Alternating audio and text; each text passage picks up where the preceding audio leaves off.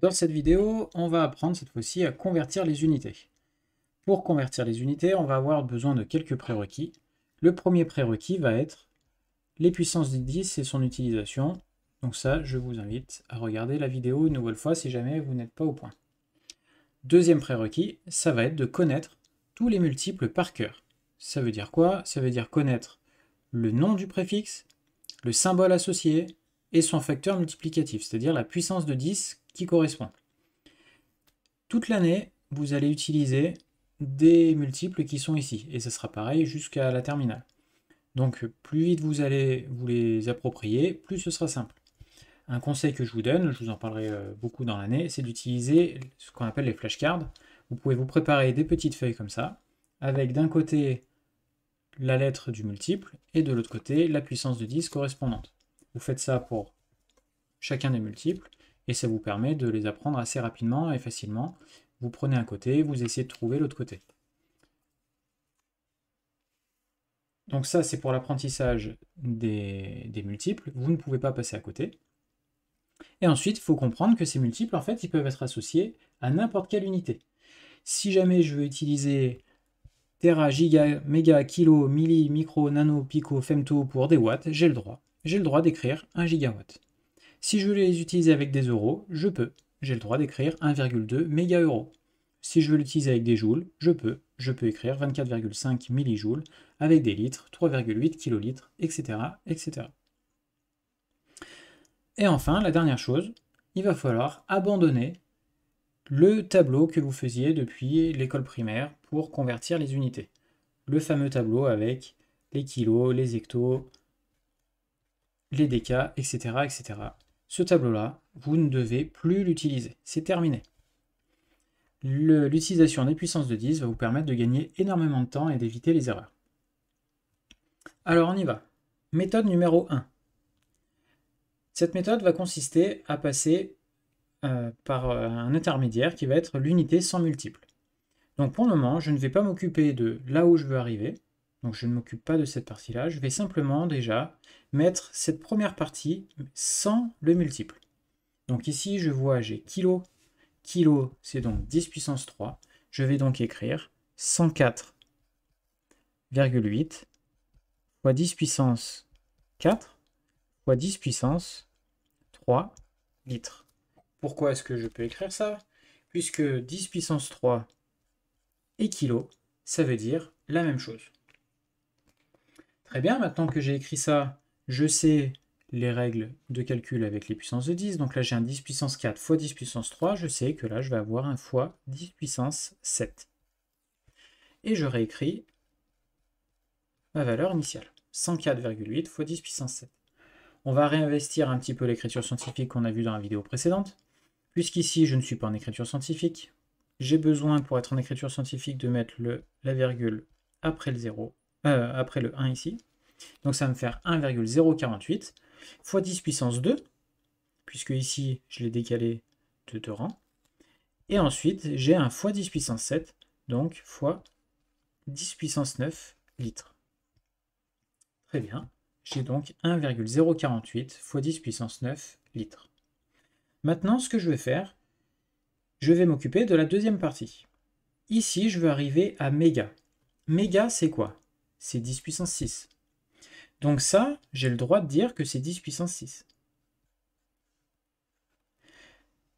Mais comme je suis en train de partir de cette valeur-là, ce que je vais faire, c'est que je vais la réécrire en disant que ça, fois 1, bah, c'est la même chose. Et 1 ici, c'est quoi? C'est fois 10 puissance moins 6 fois 10 puissance 6. Et donc là, je vais pouvoir écrire la même chose. Donc 1,048 fois 10 puissance 9. Je répète ce que je viens de faire là. Je viens de dire que ça, cette partie-là, c'était égal à 1, puisque 10 puissance 6 fois 10 puissance moins 6, ça vaut bien 1. Donc je suis en train de dire que ça vaut bien ça fois 1. Donc rien de perturbant jusque-là. Maintenant, ce qu'on va faire, c'est que ce 10 puissance 6, on va s'en servir pour avoir le droit d'écrire méga. Donc ce que je vais écrire, c'est mégalitres. Et il va me rester cette partie-là. Donc je vais écrire du coup 1,048 fois 10 puissance 9 fois 10 puissance moins 6 mégalitres. Je vais pouvoir faire mon calcul ici avec mes puissances de 10. Donc 1,048 fois 10 puissance 3 mégalitres. Très bien, on vient de voir un premier exemple. On va faire un second exemple. Donc, le point de départ, c'est d'enlever le milli ici. Milli, je sais que c'est 10 puissance moins 3. Donc, ça c'est équivalent. Je vais pouvoir écrire le reste. Donc 54,7 fois 10 puissance moins 5. Très bien, ici je mets l'unité de ma valeur. Donc 54,7 fois 10 moins 5 fois 10 moins 3. Ici, ça va me faire donc fois 10 puissance moins 5 moins 3, c'est-à-dire moins 8. Et là, j'ai 54,7 fois 10 puissance moins 8 mètres. Parfait. Je ne suis pas en écriture scientifique. Je vais donc placer la virgule là où elle doit être pour l'écriture scientifique. Et là, ça veut dire que sur les 8 rangs qui m'amènent vers la gauche, à cause de cette puissance de 10, là, fois 10 puissance moins 8, ça veut dire décaler de 8 rangs vers la gauche, je vais en prendre 1 pour la mettre après le 5. Là. Et donc, il va m'en rester encore 7. Donc là, 5,47 fois 10 puissance moins 7 mètres. Parfait. Maintenant, je veux aller jusqu'à Pico. Pico, c'est donc fois 10 puissance moins 12. Et je fais le même procédé que tout à l'heure. Je sais que je vais aller à fois 10 puissance moins 12, donc là, je vais écrire fois 10 puissance 12. Comme ça, cette partie-là vaut bien 1. Et je réécris ma valeur. Donc 5,47 fois 10 moins 7.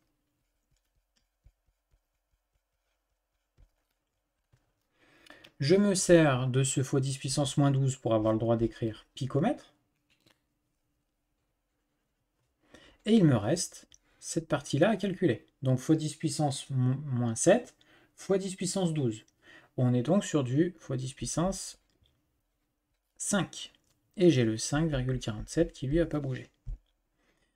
5,47 fois 10 puissance 5 picomètre. Parfait. On va maintenant voir une deuxième méthode. Cette deuxième méthode va consister à comparer cette fois-ci nos multiples.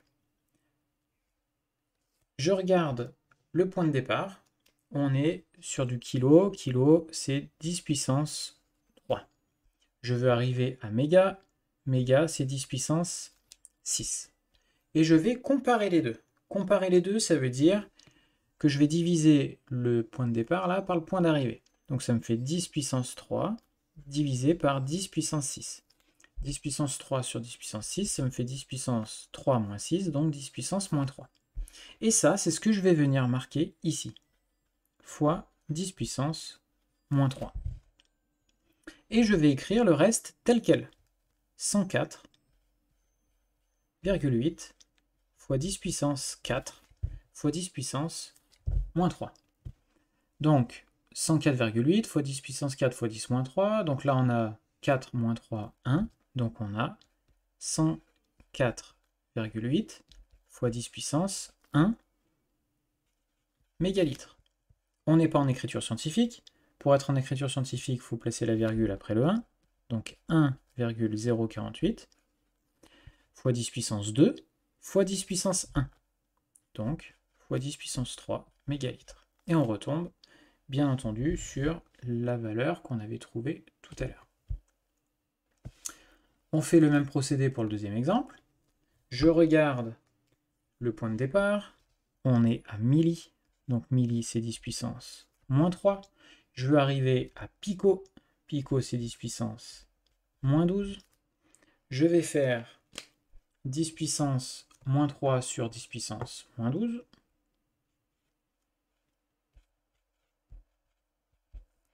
On tombe sur un 10 puissance 9.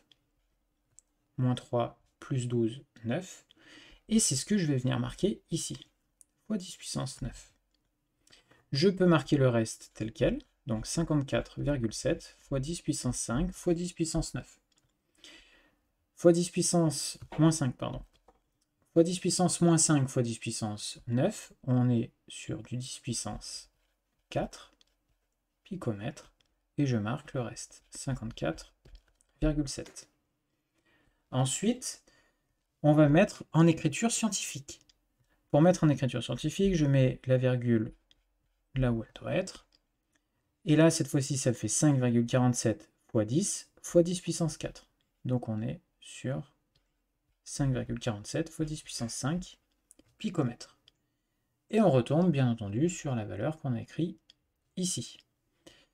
Voilà, je vous invite à vous entraîner encore et encore, à choisir la méthode qui vous convient le mieux.